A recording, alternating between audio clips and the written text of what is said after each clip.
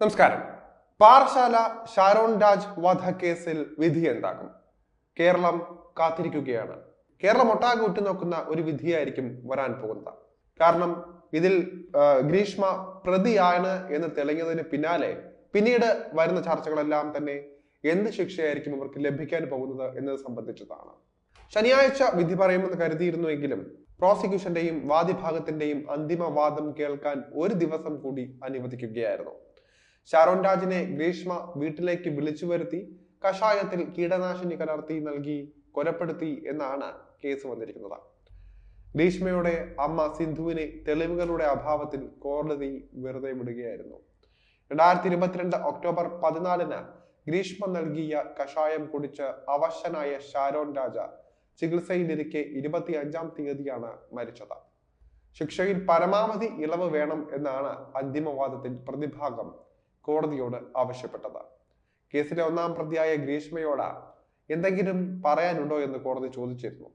തുടർന്ന് ഗ്രീഷ്മ കാര്യങ്ങൾ എഴുതി നൽകുകയായിരുന്നു. ഗ്രീഷ്മയെ ചേംബറിനടുത്തേക്ക് വിളിപ്പിച്ച കോടതി കാര്യങ്ങൾ നേരിട്ട് ചോദിച്ചറിയുകയും ചെയ്തു. ഇനിയും പഠിക്കണമെന്നും ശിക്ഷയിൽ പരമാവധി ഇളവ് വേണം എന്നുമായിരുന്നു ഗ്രീഷ്മ കോടതിയോട് പറഞ്ഞത്. 24 വയസ്സേ പ്രായമുള്ളൂ, ഇനിയും പഠിക്കണം, പ്രായം പരിഗണിച്ച് ശിക്ഷയിൽ പരമാവധി ഇളവ് വേണം, തനിക്ക് മറ്റ് ക്രിമിനൽ പശ്ചാത്തലമില്ല എന്നും ഗ്രീഷ്മ കോടതിയിൽ പറയുകയായിരുന്നു. വിദ്യാഭ്യാസ രേഖകളും കോടതിക്ക് കൈമാറി. കേസിൽ പ്രതിക്ക് വധശിക്ഷ നൽകണം എന്നായിരുന്നു പ്രോസിക്യൂഷന്റെ വാദം.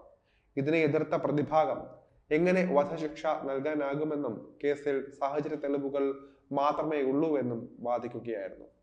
വിചാരണ ഘട്ടത്തിൽ ഗ്രീഷ്മ ആത്മഹത്യ പ്രവണത കാണിച്ചിരുന്നു. ഷാരോണുമായുള്ള ബന്ധത്തിൽ നിന്ന് രക്ഷപ്പെടാൻ ഗ്രീഷ്മ പലതവണ ശ്രമിച്ചിരുന്നതാണ്. പക്ഷേ ബന്ധം ഉപേക്ഷിക്കാൻ ഷാരോൺ കൂട്ടാക്കിയില്ല എന്നും പ്രതിഭാഗം പറയുകയായിരുന്നു. ഗ്രീഷ്മയുടെ സ്വകാര്യ ദൃശ്യങ്ങൾ കാണിച്ച് ഷാരോൺ ഭീഷണിപ്പെടുത്തി. കിടപ്പമുറിയിലെ ദൃശ്യങ്ങൾ പോലും ഷാരോൺ പകർത്തി. ഒരു സ്ത്രീക്ക് സഹിക്കാവുന്നതിലും അപ്പുറമുള്ള കാര്യങ്ങളാണ് ഷാരോൺ ചെയ്തതെന്നും പ്രതിഭാഗം വാദിക്കുകയായിരുന്നു.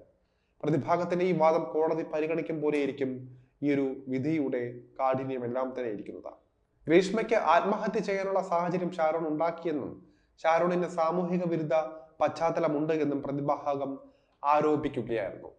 ശിക്ഷയിൽ പരമാവധി ഇളവ് വേണമെന്നും പ്രതിയെ മാനസാന്തരപ്പെടുത്തി പുനരധിവാസം ഉറപ്പാക്കാനുള്ള കടമ കൂടി സമൂഹത്തിനുണ്ട് എന്നും പ്രതിഭാഗം കോടതിയിൽ വാദിക്കുകയായിരുന്നു.